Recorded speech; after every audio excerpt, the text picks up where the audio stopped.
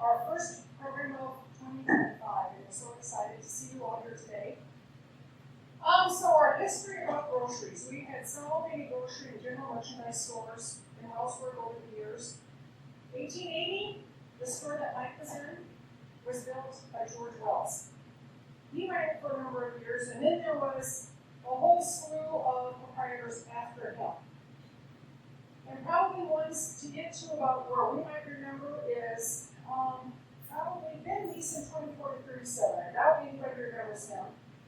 And then we had C.E. Sentman, so that was Sentman's 37 to 64, and there was a year in there that there was a Henry Brown that had. And then J.T. and Katie took over in 64, and they actually moved into that building from the building next door, which we refer to as a pub. That was our time. And they were in that building from 59 to 64, so they had 5 years in that building, the little building, before they moved to the big corner building. And then Kenny left and just left Jakey in charge, I don't know, mid-70s maybe? Somewhere in there. Yeah, he went to Howard. Henry Blaine went to Howard. They had, I think it was called Lindeman's there too. And then, of course, Mike had it from 1980 to 2007. So 27 years. And then Mike Myers had it for a short time after him, 2007 to 2009. And that was the last grocery store we had in town. True grocery store. Who would that be? Henry Brown. Yeah, he was in there from 48 to 49. He was, well, kind of, yeah, in the middle of Sentman's. Yeah, no, it's, yeah, he was in there for a short time. I don't know if they were trying to get rid of it, or... And then it didn't work, and Sentman's got it back. Because Sentman's also had the store in Steamboat, correct? No, the newspaper. They ran the newspaper in Steamboat, I think. Sentman's, I can't think of it. So, our grocery store, yeah, and we had other various grocery stores throughout the town. But, yeah, like I said, so this building is now ours. We purchased it in April. So now we can do a few more things like air conditioning, which is going to be very important. Let's see what else do I have. I think that might be about it. So, Mike, take it away. And you can come. Yep, thank you, Tammy. Well, first of all, I'd like to thank the Historical Society for asking me to be here today. And when Val asked me, I said, oh, I don't. Yeah, she said, you can do that. So, we'll try.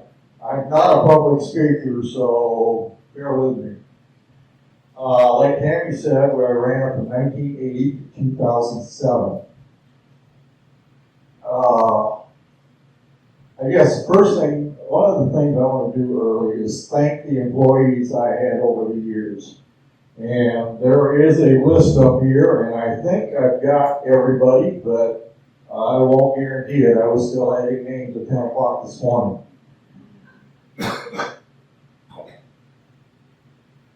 They were great people, and a number of them are here today, and I appreciate your support over the years.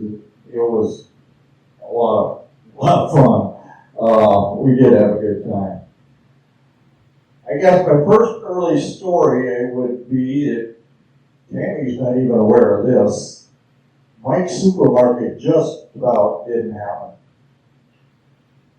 Jakey had sold it in January to me, signed a contract, and he went south for the winter. And while he was gone, George's son ran the boiler dry. And Kenny Cordes said, I heard Kenny had said this. He said, I don't know why there wasn't a fire. It was high, it wasn't that basement. It could have just as well burned down. So Jakey got back, and we were trying to figure out whether to fix the boiler or go to forced air and quit heating the upstairs, and that's ultimately what we decided to do. So furnaces went in, I think before I got it, but shortly, right about that time, March or April 1980, and was forced air after that. But it just about didn't happen. Jakey and Peanuts were a great couple. I worked with Jakey a lot in the first months. When I took it over, it was myself and Alan Meyer and Mary Phillips and Grant Primus was doing my meat cutting, and maybe Esther. No, Esther did not, but Florence Ecoff. Florence Ecoff was there. And you talk about a bunch of kids that didn't know what they were doing. That was 1980. Florence pulled a good one on me too while in my first early months there. I had gone to Chicago to see Alan Reuter, visit him, and I drove home in a blinding snowstorm. And I got back to town and I found out that Florence worked on Saturday and died on Sunday. So I was out employed too, just like that over the weekend. But we got through it. That was a perilous trip home, but we made it okay. Bringing up 1980, I'm sure multiple people in here remember 1980. It was the Wellsburg Centennial, and it was hot. It was days like today for a week. And I know the parade on the last night, they estimated 5,000 people in town. Maybe not, but there was a lot. Fire department was out all night on a bad accident that night during the night, and we had a heck of a time getting through town with the ambulance to get our patient picked up. So it was a hot year, but it was a great week. I think I was part of a play that was put on, but I have no recollection of that thing at all. Maybe you guys do, I don't. But there were just a lot of things going on all week, and the people were great all week. There was contests and everything. It was just a lot of fun. Okay, the next note I got is I've got a couple of stories I'm going to tell you that happened while I was there, and I hope you appreciate it. One of them involved my Uncle Willis Nederhoff, for those of you that remember him, and Roy Deny. And we were standing in the back room, cutting meat, filling the meat case, and Uncle Willis was standing there giving us crap, which Uncle Willis liked to do. And he said, my dog couldn't even eat that meat that's in that meat case. And Roy and I came around the corner with a cart and never broke stride, and all he said was, get a new dog. And Willis was flabbergasted for one of the few times in his life. The next one I had an employee that lived here in town, and during that time the help was wearing socks with pockets. Well, in the back room we had found a dead mouse, and Grant, knowing you know Grant, said, I got an idea. So we wrapped that mouse on a meat tray and stuck it in her pocket. And that was in the days before I had air conditioning, and we had the windows open, and you could hear her scream by the post office.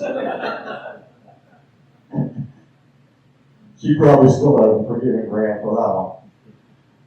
And the last story I have is a story about my wife. We got married while we were in business, and we had gone on our first date, and I had gotten her a dozen roses and sent them down to school for her. And she walked in the back room that day, and she says, don't waste your money on flowers. So I don't. But, yeah, I'm sure all of you guys have worked there. You can think of more stories than I'm thinking of, and we had a lot of good times during that 27 years. while I was there, we did quite a bit of remodeling. We started in 1980 is when I took closed up the second story and put the sloped roof on two sides of the building. And one day while they were working on that, it was Ron Brandt's crew out of Ackley, and I think it was Doug Miller. All of a sudden there was commotion toward the north side of the store, and there was two legs sticking out of the ceiling. But thank goodness he didn't fall any further than that. So we closed up that upstairs and turned the heat off, and that was the end of that. I could still get up there at one time, but I don't think I could do it anymore. There was a way to get up there. Added freezer cases, dairy cases, shelving, metal shelving. Tried to make improvements for the people of Wellsburg so we could carry more inventory and a better inventory, recurring inventory, and maintain our product control better. And so hopefully the people of Wellsburg will appreciate it. I think they do because they supported me well over the years, over those 27 years, and I just had nothing good but to say for the people of Wellsburg. During the time I was on in the store, I was on the fire department, and there were some all-night calls that we were out. One I mentioned was during the Centennial. We were out on a cow pile fire by Holland all night one night. We had a fire phone rang, and I don't know if I picked it up, Kathy, or if you did. But Kathy's house was on fire. I went one way, you went the other way. Kathy went out the front door, and I went out the back door, and Both ran up and said, something's going on. so but we did manage to save the first floor. Yeah, you did. So, and a lot of stuff Or in it. you did, I should say. No, actually, I think Lowell did with his boom truck. Yeah. So there was a lot of stuff going on with the fire department for me during that time, and got to meet a lot of different people during that time through the fire department and through the grocery store. I think I can safely say at one time I probably knew at least 80% of the homes occupants in Wellsburg. Now I don't know if I could come up with 10%, but the people were good to me, and we saw a lot of them a lot of times. A couple of things happened during my time I was there. It's called Right Bride. And there was 2 times it came through Wellsburg, and I think you guys that are shaking your head, yeah, I remember that. Yeah, I do too. You couldn't walk down this street. It was bicycles from up there to close down to Snitcher Grain or Pike Gators at that time. And that was a lot of work, but it was a lot of fun, and you met a lot of people. And we did the best we could for them, and there was a lot of stuff disappeared off the grocery store shelves those days.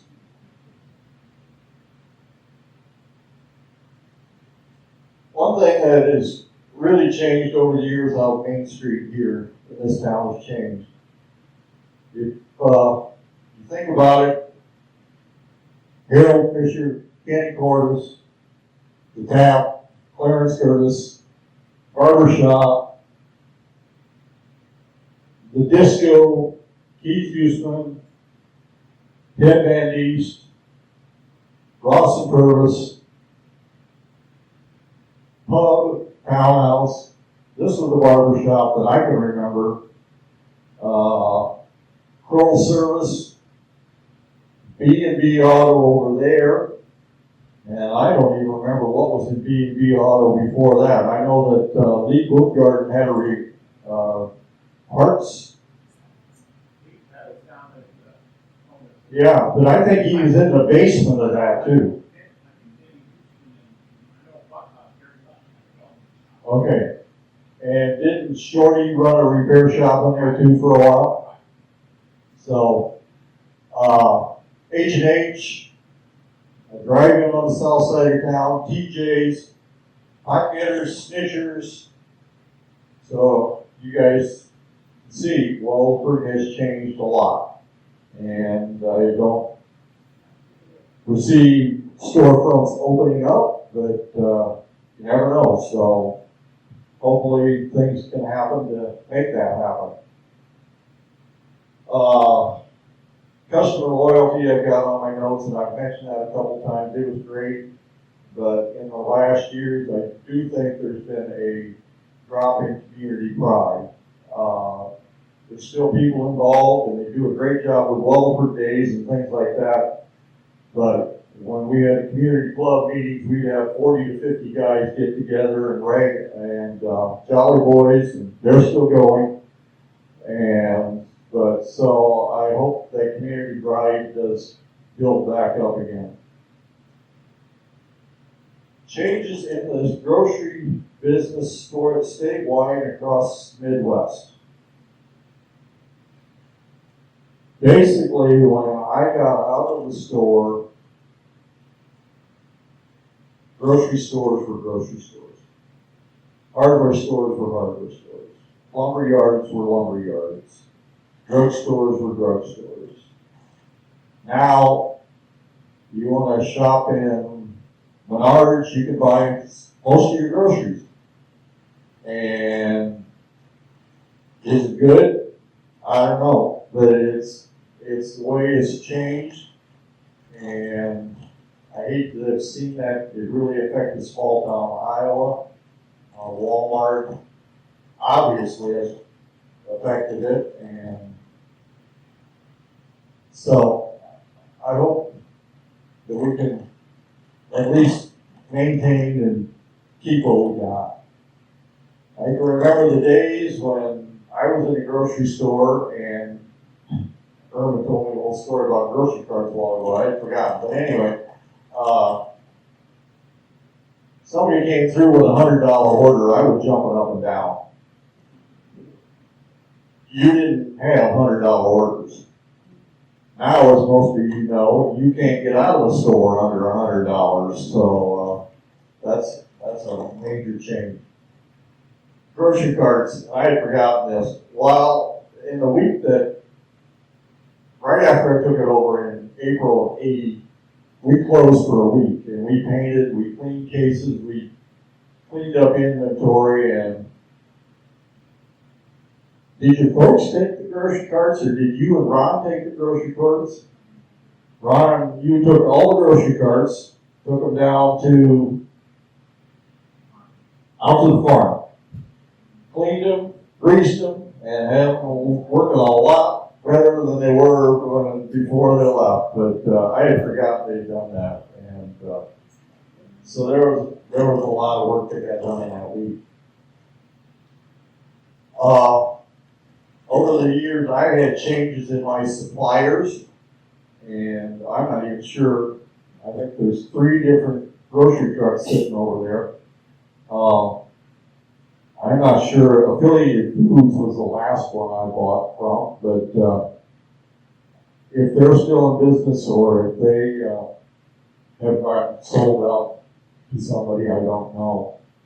We originally bought a lot of groceries on Ankeny, and that was handy. It was close enough. I could go down and pick something up if I needed. Those days disappeared. So, the last line I've got on my notes here is, will we see another grocery store?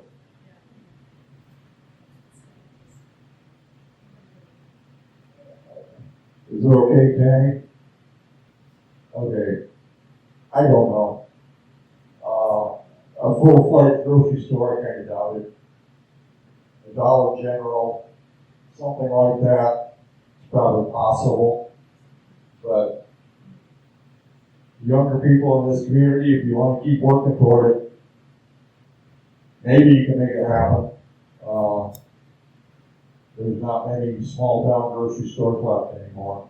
Kind of a dying breed, and I think age entered in more than anything else. A lot of guys just got too old for this.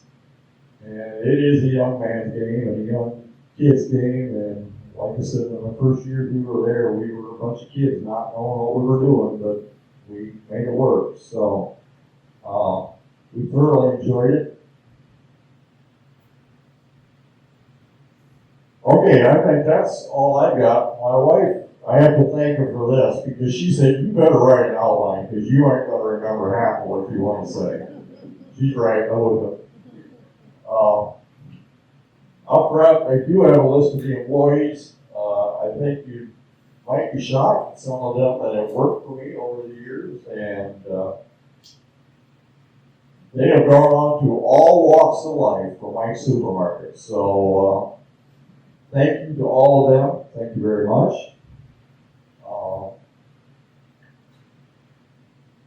Should I field some questions, Tammy? What do you want me to do? I'm not sweating terribly yet. It's not too bad. But yeah, any questions? You guys have anything or any memories? Go ahead. You could remember stuff I probably not remembering. That's what we want to repeat it all. What's that? We don't want to repeat I it said all. we don't think you want to repeat all of that. Probably not. How about every time we have a cup of coffee in the back? You know? Those coffee times in the back? Yeah, we'd have a coffee time behind the register, you know? We'd be talking about somebody, and guess who'd walk in? That's exactly right. Yeah. But That was a naughty. it was a lot. I thoroughly enjoyed my years there. I told my wife more than once. I didn't make a lot of money, but I made a lot of friends. And I think the day of our wedding, we had half the town of Wellsburg at my wedding, so You should. there were a lot. Hey, Mike, you and I got a good story. Okay. Go ahead. What was it? Your cruise. Microphone. No. What was it? The cruise. 18 cruise. 18 cruise. He came in, you know, and he wanted some watermelon because we had them on sale. And he got 2 watermelon. Got out of the car, she carried one, I carried the other, got out of the car, and the door was completely painted shut because he had painted his car with a leftover house paint. We had to put it through the passenger And a window. roller. He used a roller, so everything got painted. I remember that. That was a good one. Never will we forget that. Oh, that was so funny.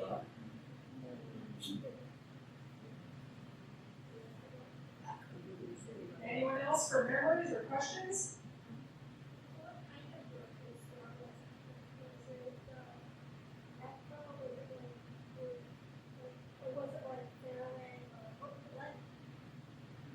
I would say it was like a modern grocery store. I tried to modernize it over the years. Like I say, we added shelving, we added freezer doors, we added cooler doors. We ran full service, or not a full service, a self-service meat case. So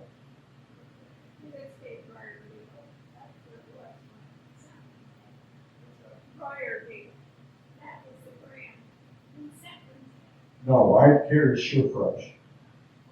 It was all Sure Fresh at that time. That's what Jakey and Ken carried. So, but it was groceries. It wasn't. We had a drug aisle. I mean, we had the Band-Aids and that kind of stuff. Yeah, kind of like Fairway, only not on that scale. And it didn't cost that much in my supermarket either back then. So, Like rubber boots and stuff in the basement. yeah, we had the kids at school were required to wear rubber footwear for rainy days. Yep. And I don't think he was, I bought my school jacket, but I think it was Lindeman's then. Oh, there was some. I bought my school What's jacket. that now? I bought my school jacket. Yeah, and I was special ordered those, but I didn't carry them. I think Stephens did carry them. They had some dry goods. But yeah, we had the rubber footwear in the basement. That was a big business for a number of years. But that disappeared too when they went to the pull-on boots and got tired of trying to get those size 6 rubbers on size 12 shoes. It didn't work very well. Lots of splits in the seams.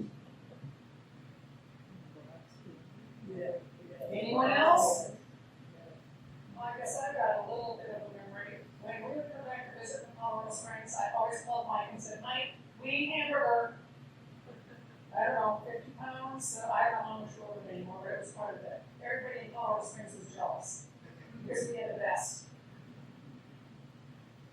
Good old Midwest stuff, yeah. No, and Tammy wasn't the only one that did that. There was more, I had more people that would pick up a meat from and take it home. Okay, well, thank you again, Mike. We really appreciate this, keeping some of Wellsburg's history in our minds. Yeah, take your time and look through this stuff if you want.